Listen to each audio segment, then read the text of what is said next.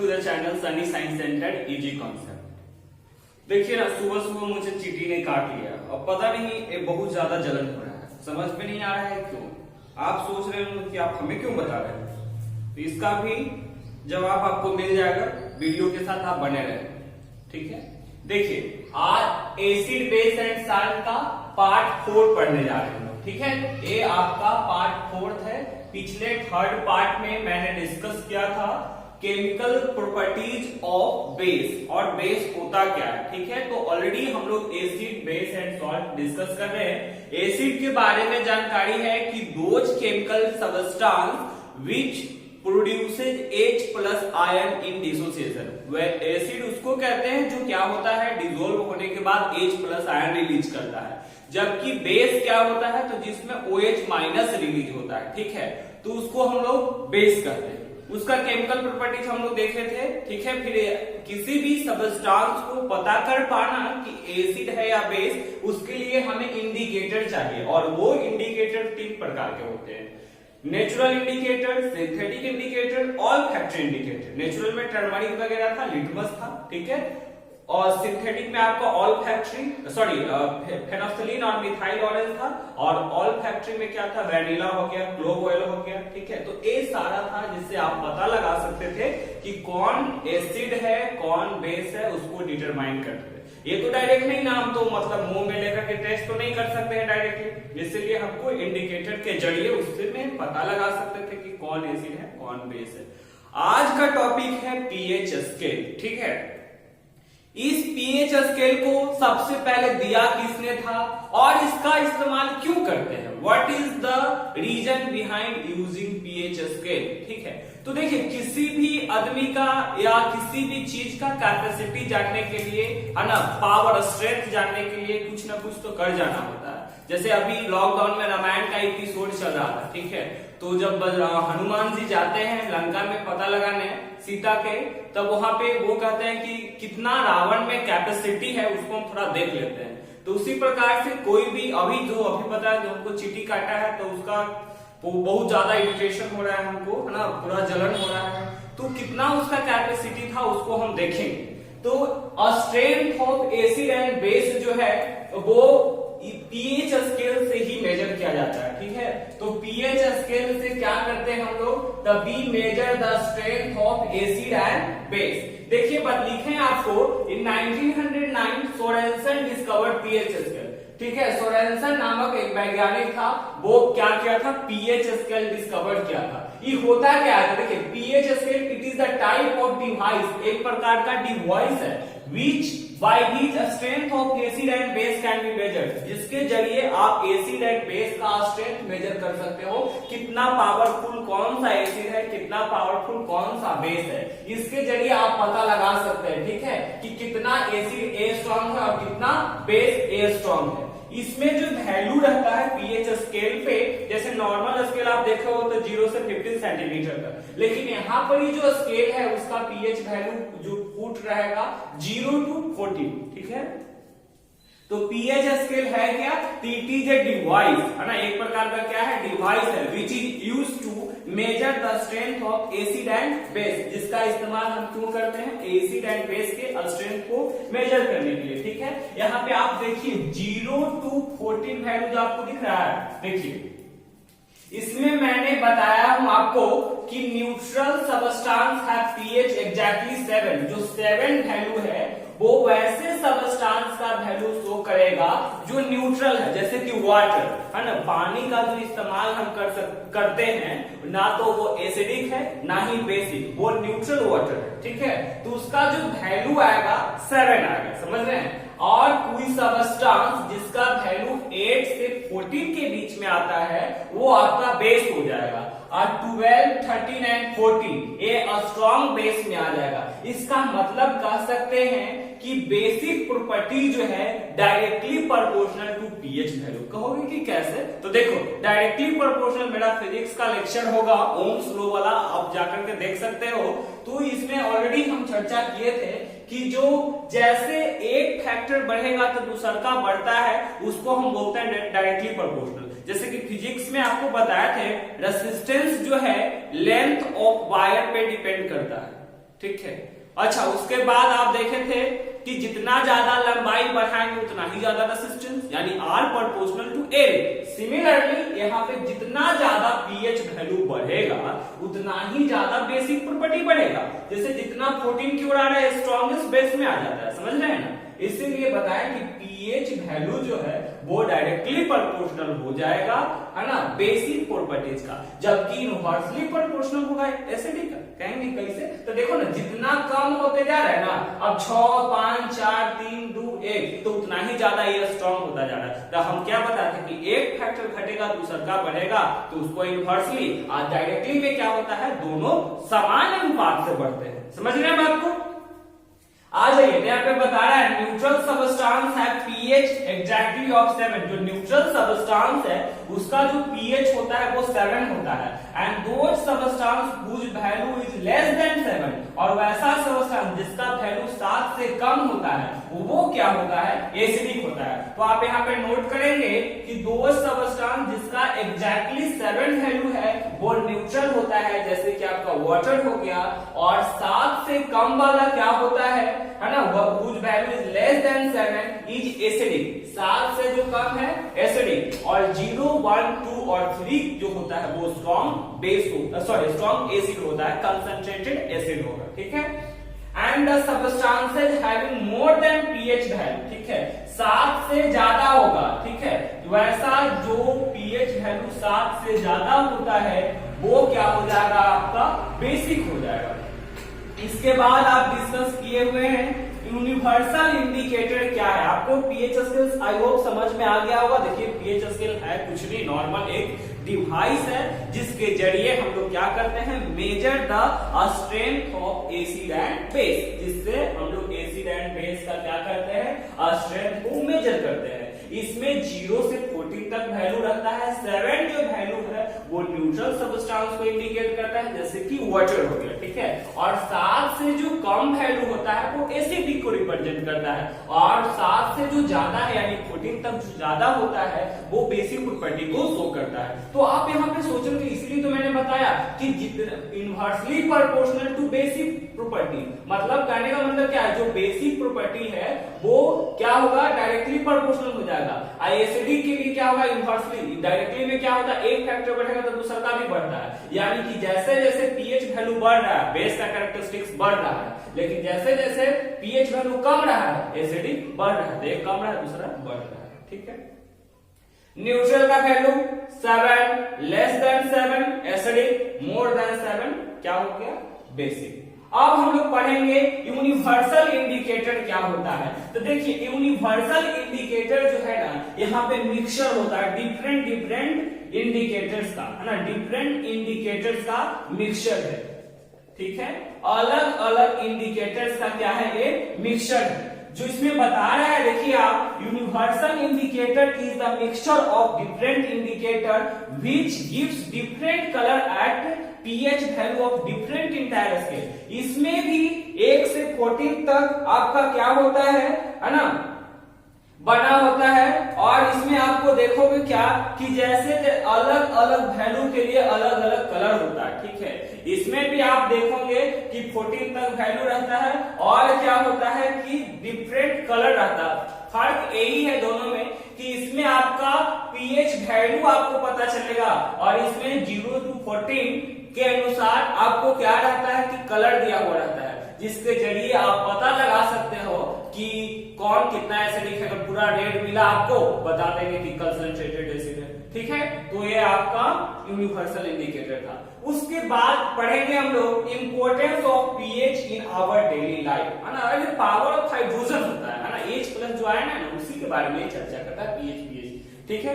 अभी हम लोग डिस्कस करेंगे importance of pH in our daily life. pH का क्या महत्व है हमारा दैनिक जीवन में, आ जाइए। सबसे पहला पॉइंट इसमें चर्चा किया हुआ है, pH in our digestive system in the form of hydrochloric acid help in the digestion of food, ठीक है। pH जो है ना, वो डाइजेस्टिव सिस्टम में, जैसे कि मेरा एक वीडियो भी बना हुआ है लाइफ प्रोसेस पे डाइजेशन ऑफ फूड के बारे में।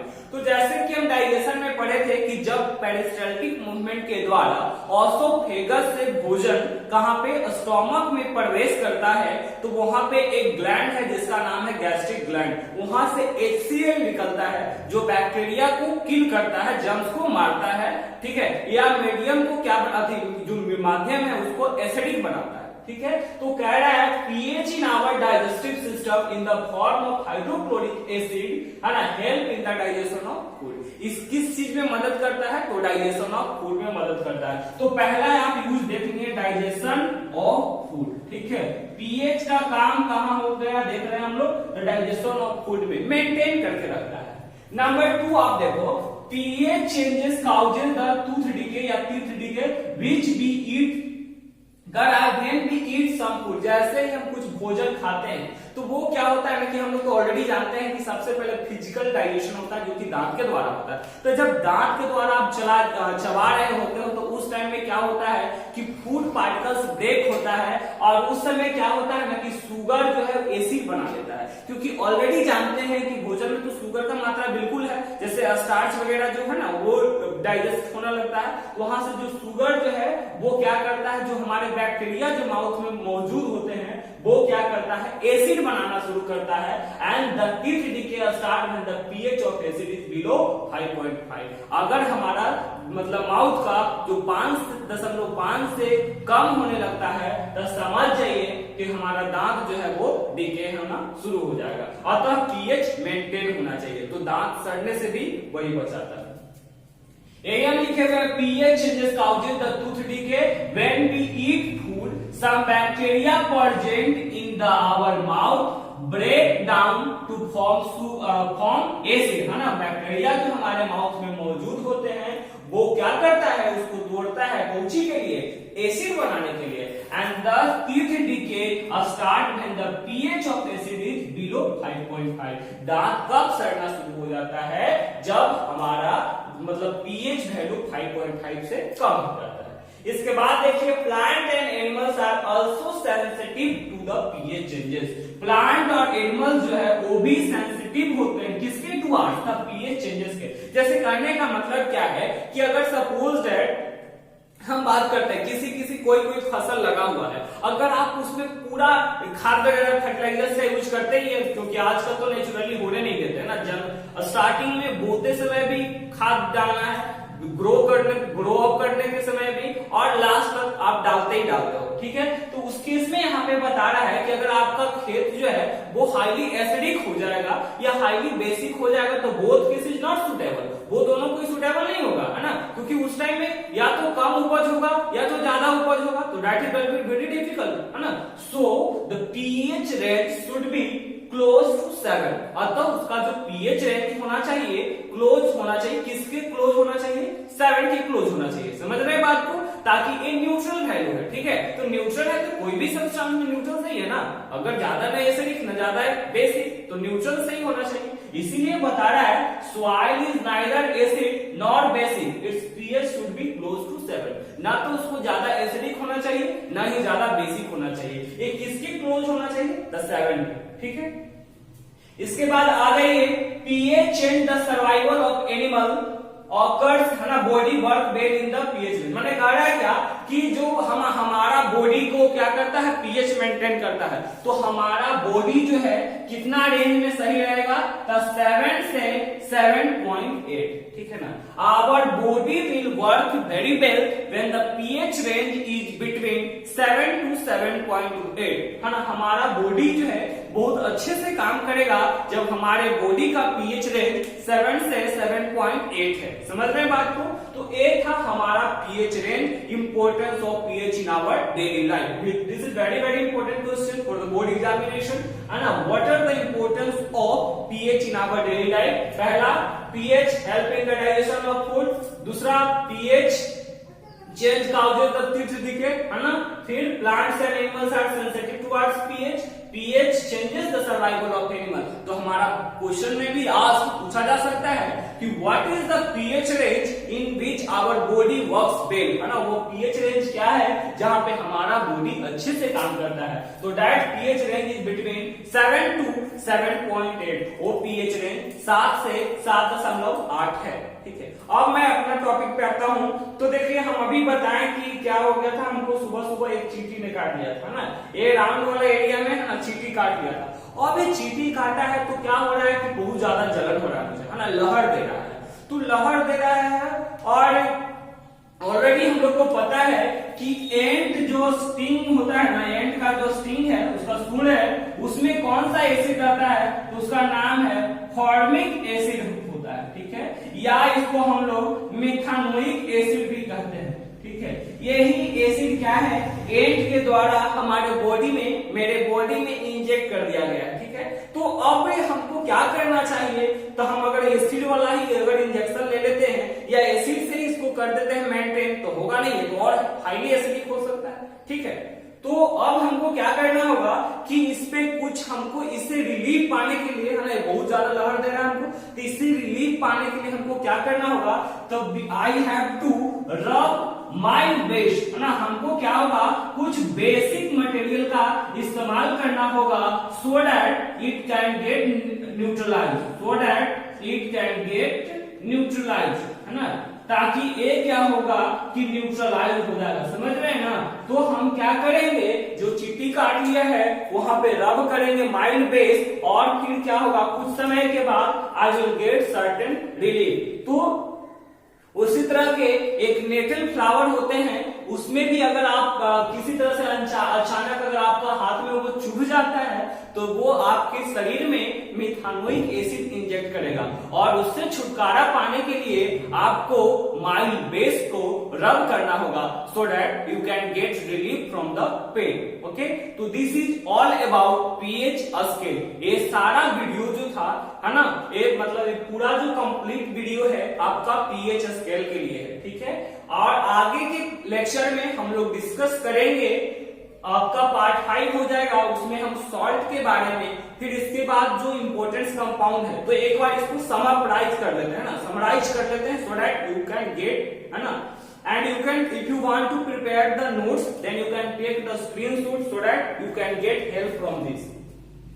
तो देखिए इसमें हम लोग डिस्कस कर रहे थे पीएच के बारे में, पीएच स्केल के बारे में, कुछ नहीं, 1909 में, है ना, 1909 में Sorensen was a scientist who discovered pH scale, है ना। 1909 में सोरेनसन वैज्ञानिक एक पीएच स्केल दिया था जिसमें 0 से लेकर के 40 तक वैल्यू था, ठीक है, जिससे हम एक डिवाइस है जिससे हम पता लगा सकते हैं कि कौन सा एसिड का कितना स्ट्रेंथ है और कौन सा बेस का कितना स्ट्रेंथ है, ठीक है। उसी प्रकार से इसमें जो था वैल्यू जो है 0 से 14 तक था। 7 वैल्यू न्यूट्रल को शो, न्यूट्रल सब्सटेंस को शो करता है, लेस देन 7 स्ट्रॉन्ग एसिड को, और मोर देन 7 बेस को, ठीक है। तो इसका था। इसके बाद यूनिवर्सल इंडिकेटर, तो indicate mixture of different indicator having different colour between 0 to 14, है ना, 0 से 14 तक क्या था, इसमें अलग अलग कलर था, लेकिन उसमें ऐसा अलग अलग कलर की बात नहीं थी। Importance of pH in our daily life, pH digestive system में हाइड्रोक्लोरिक एसिड के फॉर्म में, pH changes causes tooth decay, है ना, उससे टूथ डीके वगैरह ये सब जो है वो मेंटेन करता है। कब स्टार्ट होगा, जब पीएच वैल्यू 5.5 से लेस हो गया। प्लांट्स एंड एनिमल्स वो भी सेंसिटिव होता है टुवर्ड्स पीएच वैल्यू। हम बोले ना, अगर आपका खेत क्या है, अगर हाईली एसिडिक है तो भी खराब है, हाईली बेसिक है तो भी खराब है, उसको क्या रहना चाहिए, न्यूट्रल रहना चाहिए। अब फिर बताया आपका pH changes the survival of animals, है ना, और ये भी सर्वाइवल को चेंज कर देता है। हमारा बॉडी जो है कब सुटेबल काम करेगा, तो 7 से 7.8 के रेंज में। फिर अभी देखें एंट स्टिंग, जो देखिए मुझे काट लिया था सुबह में, है ना, रेड भी हो चुका है, ठीक है। अब तो यहाँ पे बता रहे हैं कि एंट स्टिंग जो है वो फॉर्मिक एसिड इंजेक्ट कर दिया है मेरे में। अब हम इससे छुटकारा पाने के लिए क्या करेंगे, बेस को रगड़ेंगे, है ना। आई थिंक वीडियो समझ में आया हो, और if you think that this is helpful then share, like and not forget to subscribe the channel. Thank you.